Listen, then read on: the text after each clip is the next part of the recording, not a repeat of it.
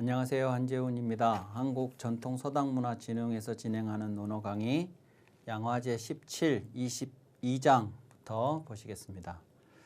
자왈 포식 종일하야 무소용심이면 난의제라 부류박혁자호와 위지유현호이니라 했습니다. 포식 종일하야 했는데 이 종일이라는 말은 전에도 한번 말씀을 드렸듯이 해가 있는 동안의 시간을 마치는 걸 말한다고 그랬죠. 그리고 해가 있는 시간이라는 것은 우리가 뭔가를 할 수 있는, 일할 수 있는 시간을 말한다고 그랬습니다. 그래서 뭔가를 내가 생산적인, 뭔가 발전적인 어떤 일을 내가 해야 하는 그 시간에 포식, 배불리 먹으면서 그 시간을 다 보내는 거죠. 이때 배불리 먹는다라고 하는 것은 나의 육체적 욕구를 충족시키는 것을 이제 상징하는 거라고 볼 수 있습니다.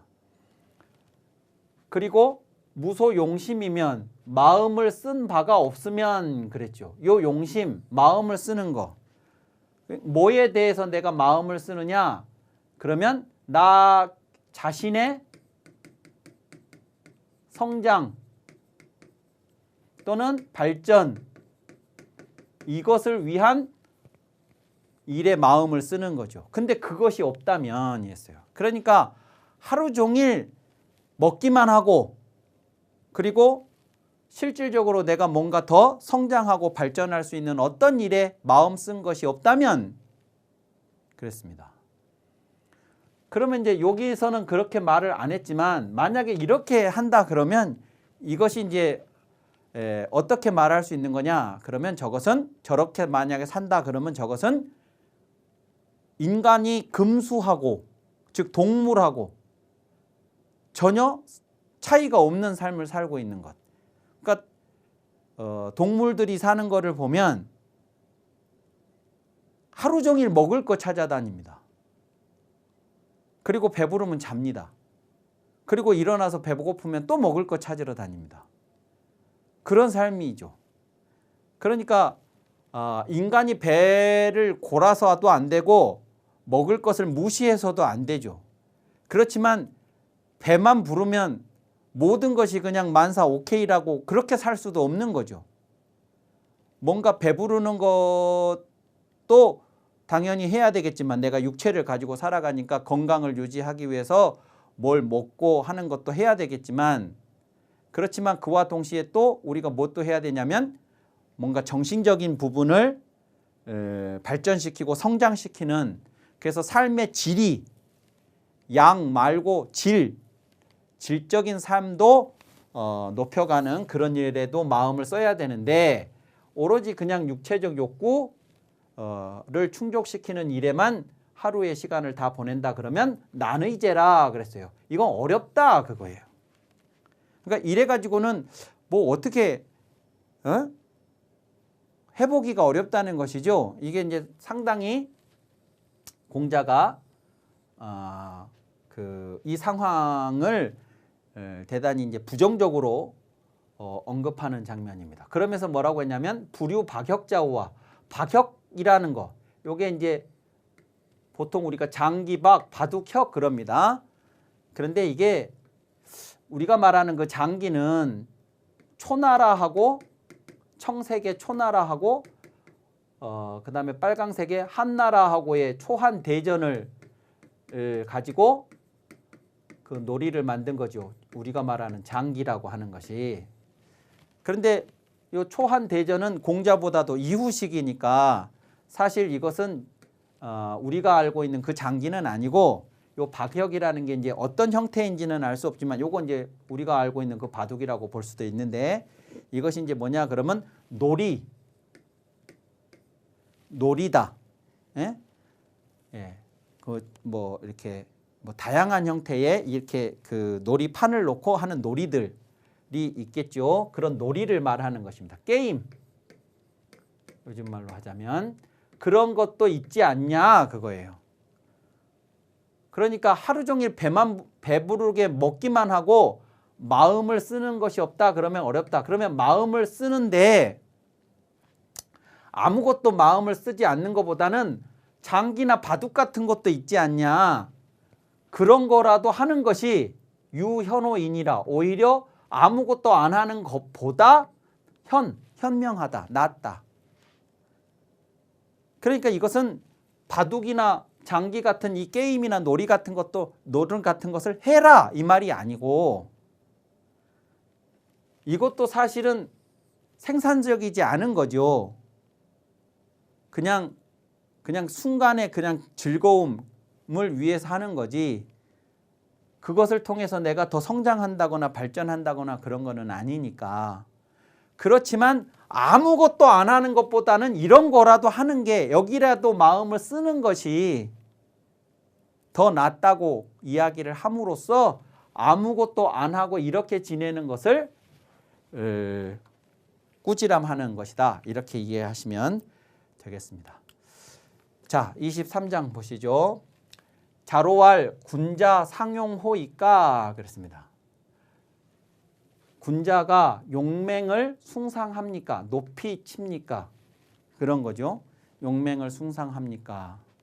자로는 용맹스러운 사람이고 용맹 그러면 공자 제자 중에 단연 자로입니다. 그런데 이 용맹스러움에 대해서 자기가 용맹스러운 사람이고 용맹스러우려고 하고 이제 그렇게 됐는데 군자도 용맹을 숭상하는지 그러니까 그 얘기는 자신이 용맹을 좋아하는데 군자가 용맹을 숭상한다고 하면 자신도 군자가 될 수 있다 이렇게 생각하는 거고 만약에 군자는 용맹을 숭상하지 않는다 그렇게 되면 용맹을 좋아하는 자기는 군자하고는 지금 다른 성향을 가진 사람이 되는 거고 이제 그렇게 되는 거죠. 그래서 공자에게 질문을 한 겁니다. 그러자 공자가 이렇게 대답을 했습니다. 군자는 의위상이니 그랬습니다. 그러니까 이 얘기는 이제 뭔 얘기냐면 군자는 용맹을 숭상한다, 용맹을 숭상하지 않는다. 그 용맹만 가지고 이야기를 하는 게 아니고 공자의 답은 용맹보다 더 중요한 게 있다. 그게 뭐냐면 의로움이다. 의로움. 이 군자는 의로움으로써 가장 최상을 삼는다. 군자는 의로움을 최상으로 여기나니 그랬습니다. 의위상하나니 의위상이니 군자 유용이 무이면 위라니요 소인이 유용이 무이면 위도니라 그랬습니다. 그러니까 군자가 용맹이 있는데 용맹만 있고 의로움이 없으면 그러면 그것은 난이 되고 난을 일으키게 되고 군자가 높은 지위를 가지고 있는 사람입니다. 여기서는 덕을 가진 사람이 아니고 여기서는 덕이 아니고 위를 가지고 얘기를 하는 거죠. 요건 덕이 아니고 위를 가지고. 왜냐하면 의로움이 없으면 이렇게 했으니까 의로움이 없는 것은 덕이라는 측면에서의 군자의 모습은 아니니까 만약에 높은 지위에 있는 군자가 용맹만 있고 의로움이 없으면 그러면 그 사람이 할 일은 난을 하는 것밖에 없다는 거예요. 즉 난을 일으키게 될 거다. 여기서 소인도 아랫지위에 있는 그냥 백성들의 단위에 있는 사람입니다. 소인이 용맹만 있고 의로움이 없으면 도적이 된다. 그랬습니다. 그러니까 용맹을 숭상하냐 숭상하지 않느냐 그 자체가 중요한 것은 아니고 의로움이 우선이고 그것이 최상이고 그 의로움을 실천하기 위해서 용맹도 필요한 것이지 용맹은 있는데 의로움이 없다 그러면 그것은 군자라면 혼란, 소인이라면 도둑질이 될 뿐이라는 거예요. 그래서 자로는 용맹을 군자가 숭상한다 그러면 자신도 군자가 될 수 있다. 군자는 용맹을 숭상하지 않는다 그러면 자신은 군자하고는 다른 모습이다. 이렇게 이제 판단할 수 있었는데 공자는 용맹이 중요한 게 아니고 의로움이 중요하다라고 이야기를 함으로써 용맹스러운 자로가 용맹에 더해서 의로움의 중요성을 깨닫게 하려고 이렇게 말씀을 가르침을 주신 것이다. 이렇게 이해하시면 되겠습니다. 자, 24장 보시죠. 24장입니다. 자공이왈 군자역유오호이까 그랬습니다.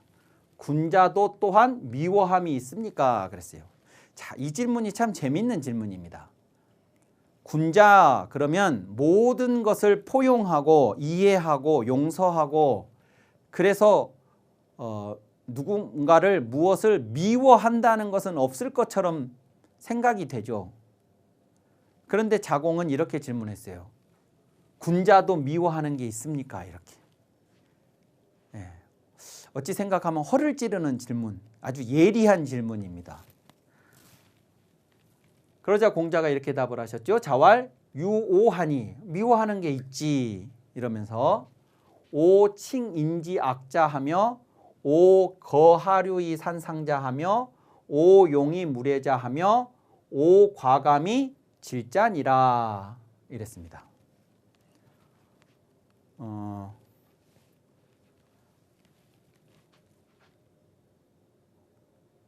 첫 번째 군자가 미워하는 거, 두 번째 군자가 미워하는 거, 세 번째 군자가 미워하는 거, 네 번째 군자가 미워하는 거.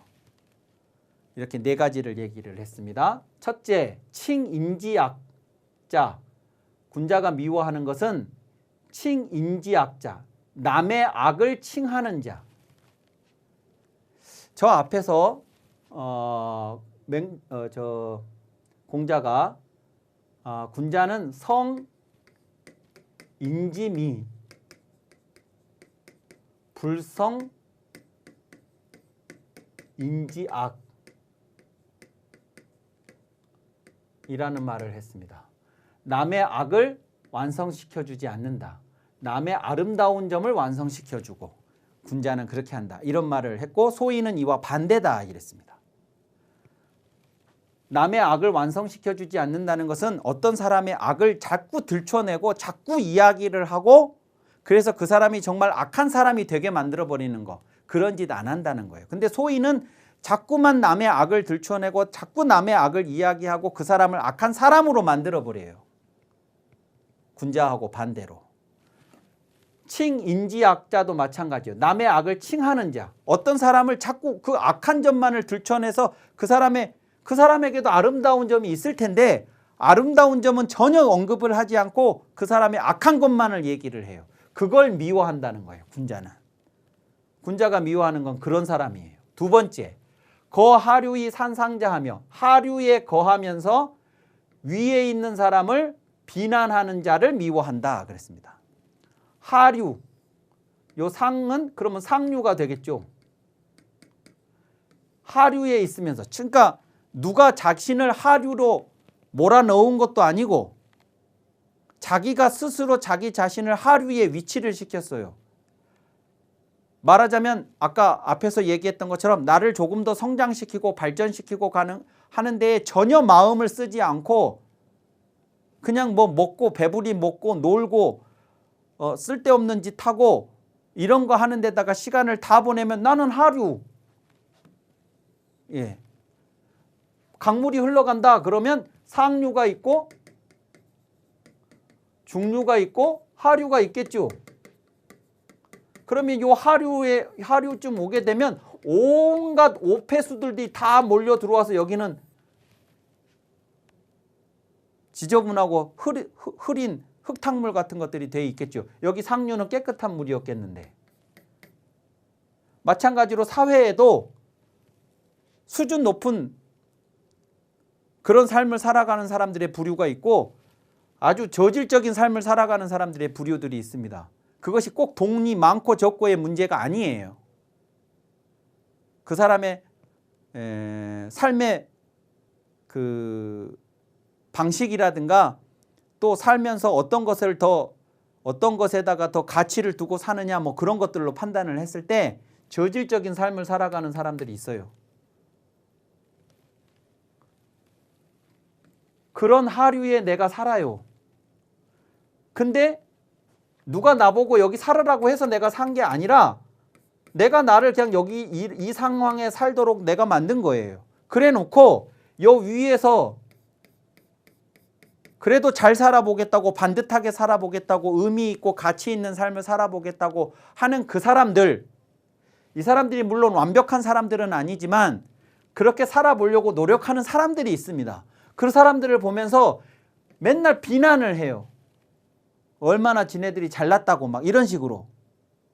그러니까 자기들은 윤리적이고 도덕적이려고 선해 보려고 노력조차도 하지 않고 그냥 살면서 온갖 나쁜 짓 하고 살면서 그래도 선한 삶을, 반듯한 삶을 살아보겠다고 노력하는 사람들이 있는데 그 사람들을 비난해요. 그래서 조금이라도 꼬투리가 있으면 이 사람들이라고 어떻게 완벽하겠어요? 꼬투리라도 있으면 그걸 빌미 삼아 가지고 전부 위선자들이라고 막 이렇게 비난도 하고 막 그럽니다.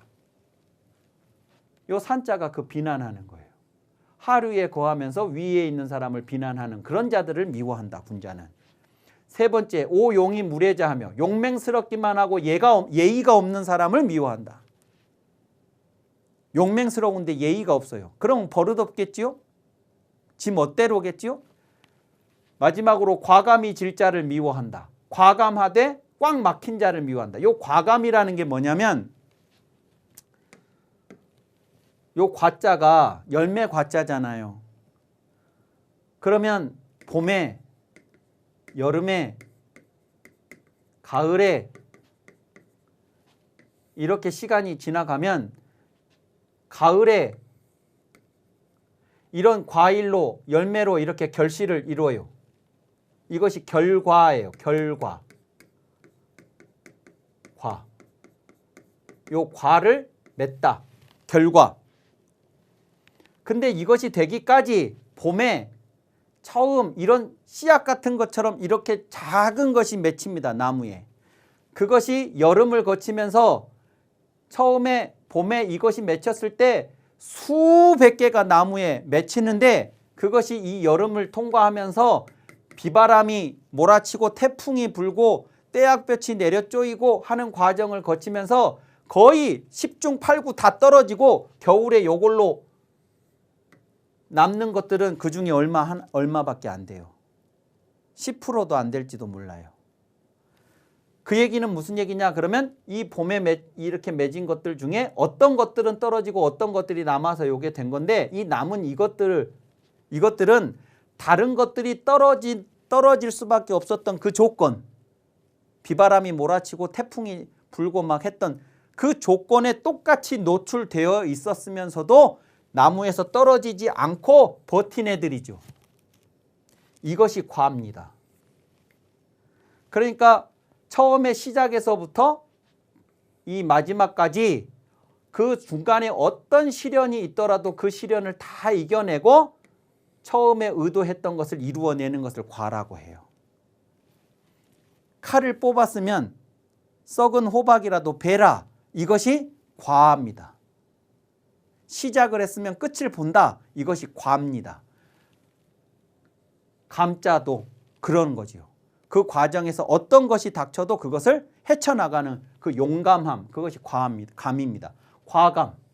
그러니까 어떤 일을 할 때 어떤 난관에 부딪혀도 그냥 막 그거 밀어붙여서 결과를 보겠다고 하는 그런 태도가 과감이에요. 그러면 이것도 좋은 거긴 한데 그것이 사리를 좀 판단해 가면서 그러면서 과감함을 발휘를 해야지 꽉 막혀가지고 그냥 고집스럽게 나쁜 의미의 고집, 그 나쁜 의미의 고집스럽게 과감함을 발휘를 하는 자를 나는 미워한다 그겁니다. 그렇게 얘기를 했어요. 그러고 나서 공자가 사야도 여규 오호와 그랬죠. 이것이 자공의 이름이죠. 사도 역시 미워하는 게 있느냐, 너도 미워하는 게 있느냐 하고 자공한테 대신 물었는데 이 부분은 뒤에 다시 인용을 했습니다. 사야도 여규 오호와 너도 또한 미워하는 것이 있느냐. 그러니까 여기서부터가 이제 자공 얘기입니다. 오 요이 위지자 하며 오 불손이 위용자 하며 오 아리 위직자 하노이다 이랬죠. 요것은 뭐냐 그러면 틈을 엿보는 것인데요. 틈을 엿보는 것이 이제 뭐냐면 그러니까 나가 있고 상대방이 있는데 이 상대방이 뭐 어떤 말을 하거나 어떤 행위를 하거나 그럴 적에 이 말이나 이 행위는 원래 이 사람 건데 내가 이 사람이 하는 말, 이 사람이 하는 행위를 가만히 엿보다가 틈을 엿보다가 중간에 탁 끼어들어서 내 말인 것처럼 말을 하고 내 행동인 것처럼 행동하는 거예요. 이 사람 걸 가로채는 거죠. 그런 의미예요. 요자가. 아주 얄미운 거죠. 근데 그렇게 하면서 그것을 지혜로움이라고 여기는 자. 이렇게 탁 뺏어서 자기 말인 것처럼 이 사람 아이디어인데 이걸 뺏어서 자기 말인 것처럼 자기 행위인 것처럼 자기 것으로 이렇게 딱 이렇게 가로채 가는 사람. 그래 놓고 그것을 지혜라고 여기는 자. 그런 얄미운 자를 저는 미워합니다. 두 번째, 요 불손이 위용자. 불손, 겸손하고 공손하지 못하는 그것을 용맹이라고 여기는 자. 미워하고 오 아리 위직자 하노이다. 이것은 뭐냐 그러면 남의 비밀을 들추어서 공격하는 것이 요 글자예요. 그러니까 남의 비밀이 당연히 공공의 이익을 해친다거나 이렇게 되면 그건 들춰야 되겠죠. 공적인 차원에서 이렇게 이제 고발도 하고 신고도 하고 그것을 공개해서 공공이 그 해로움을 입지 않도록 그렇게 하는 것은 필요하겠으나 그게 공공의 이익에 그렇게 깊이 관여된 것이 아님에도 불구하고 그걸 굳이 남의 비밀을 들춰내 가지고 그것을 막 공격을 하는 것, 그런 짓을 직이라고 여기는 자, 그것을 솔직함이라고 여기는 자, 그런 자들을 저는 미워합니다 라고 자공이 자신이 미워하는 세 가지를 이야기를 했습니다. 자, 그 다음에 25장 보시죠. 이 25장은 제가 논어를 강의하면서 요즘에 21세기의 논어를 강의하면서 어떻게 설명하기가 가장 난감한 그런 구절 중에 하나입니다. 여기 여자가 등장해서 그러는데 유 여자 여 소인은 위 난양냐니 근지즉 불손하고 원지즉 원인이라 이랬습니다. 오직 여자와 소인만은 오직 이 두 유형의 사람들만은 위 난양냐니 기르기가 어려우니 기르기가 참 어렵다. 왜냐? 그러면 근지즉 불손하고 그들을 가까이 하면 여자나 소인을 가까이 하면 이렇게 내 가까이 이렇게 다가오도록 하면 불손해지고 그들을 멀리하면 좀 거리를 두려고 하면 원망을 하고 가까이 오면 버릇이 없고 멀리하면 원망하고 그러니까 기르기가 참 어렵다 이렇게 얘기를 했습니다. 우선 여자하고 소인은 내가 기르는 대상이라고 보고 있죠. 그러니까 저들을 주체, 스스로 자신의 삶을 스스로 책임지는 그런 주체로서 인정을 하지 않고 누군가의 부양을 받아야 하는 사람으로 일단 보고 있는 것이죠. 그 점이 오늘날 설명하기가 난감한 부분이고요. 또 하나는 뭐 소인이야 군자하고 대비되는 사람이니까 그러니까 소인이야 뭐 이런 문제점이 인격적으로 문제점이 있다고 하는 것을 뭐 그렇게 설명할 수 있겠는데 여자도 여자 나름일 거 아니겠어요? 여자도 모든 여자가 다 이렇게 한다고 말하기에는 한계가 있는 것이죠. 그래서 그 부분도 설명을 하기가 쉽지가 않습니다. 이제 그런데 우리가 21세기에도 2500년 전에 공자의 논어를 읽는 이유는 여전히 우리가 논어에서 배워야 하고 또 논어를 통해서 오늘을 성찰하고 하는 내용들이 논어에는 풍부하게 있기 때문에 읽는 것이기는 한데, 그런데도 불구하고 논어는 2500년 전에 쓰인 책이라서 시대적 한계는 있습니다. 이런 부분이 이제 그런 거죠. 말하자면 그리스 아테네에서 민주정치를 할 때 그때 지금처럼 아테네에 살고 있는 모든 인간들이 다 정치에 참여했던 것이 아니라 여자도 배제, 노예들도 배제, 이방인도 배제, 어린이들 배제 다 하고 성인, 백인, 남성 어느 정도의 이제 재산도 있고 교양도 있고 하는 그런 사람들만의 정치를 민주주의 정치라고 했잖아요. 그 이후의 민주주의 과정이 시민들의 영역을 여자에게로, 또 노예 제도도 폐지해서 노예들에게, 노예라고 이제 치부했던 사람들도 그것을 해방을 해서 그들까지도 다 포함하는 방식으로 이제 확장이 돼가게 되죠.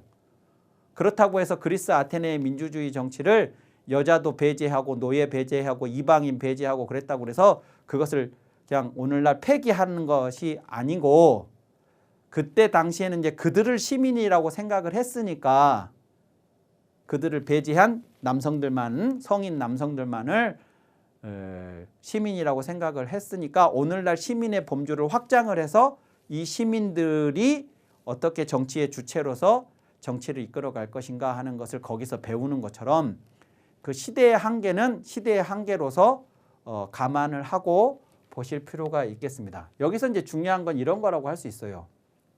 이제 여자는 좀 민감하니까 놔두고, 소위는 가까이 하면 불손하고 멀리 하면 원망한다. 이렇게 이제 할 적에 그 가까이 하다와 멀리 하다의 균형을 어떻게 잡을 것인가, 이것이 참 어렵다.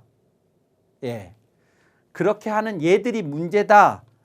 이러기보다 저 사람들은 이제 저런데 저 사람들을 그래서 어떻게, 이렇게 하면 이렇게 반응하고 이렇게 하면 이렇게 반응하는 저 사람을 어떻게 대해야 될지가 참 어렵다라고 하는 요 문제의식에 방점을 찍고 보시면 될 것 같습니다. 자, 그리고 양화제 17의 마지막 장입니다. 자왈 연 40이 견 5언이면 기종야이니라 그랬습니다. 연 40, 나이가 40이 되어서도, 사람 나이가 40이 되었는데도 견 5언이면 미움을 산다면, 저게 본다면이 당하다입니다. 저 볼견자가 당하다의 뜻이 있어요. 그러니까 남들로부터 미움을 당하는 거니까 내가 남의 미움을 받는 거죠. 나이가 40이 됐는데도 남들에게서 미움을 받는다면, 그러면 기종야이니라 그랬어요. 그것이 그의 마지막이다. 그러니까 뭐 어렸을 때야, 철없을 때야, 뭘 몰라서 그냥 기분에 뭔 행동들을 해가지고 남들로부터 미움을 받기도 하고 뭐 그럴 수 있다고 치지만, 40이 됐다 그러면 자기 삶에 자기가 이제 책임을 질 수 있는, 책임을 져야 하는 그런 나이인데도 여전히 남들한테서 미움을 받는다? 그러면 그 사람은 그게 그의 마지막 모습일 거라는 거예요. 그 사람이 그러면 50이 돼서 고치냐? 그거 쉽지 않다. 그런 얘기죠. 물론 어떤 사람들은 그럴 수 있습니다. 마흔에 미움을 받았다고 해서 그럼 너는 이제 그렇게 살다가 끝날 것이다, 이렇게 말할 수는 없지요. 그렇지만 공자가 이렇게 말을 하는 것은 따끔하게 경계를 하는 것입니다. 40 정도가 됐으면 자기 삶에 책임을 질 수 있어야 되고, 그 책임을 진다고 하는 것은 적어도 남들로부터 지지를 받고 존경을 받고 그런 대상은 못 된다 하더라도 미움을 받아서 남들이 싫어하는 혐오의 대상이 되는 것은 곤란하다. 그러니까 마흔이 되기 전에 자신이 어떻게 살 것인지에 대한 방향을 분명하게 세우고 그것을 위해서 철저하게 준비를 하고 충실하게 실천하는 삶을 살아야 한다 하는 것을 강조하는 그런 내용이다. 이렇게 보시면 되겠습니다. 자, 여기까지 해서 양화제 17에 대한 모든 강의는 마치고 다음 시간에 다음 편에서 뵙도록 하겠습니다. 감사합니다.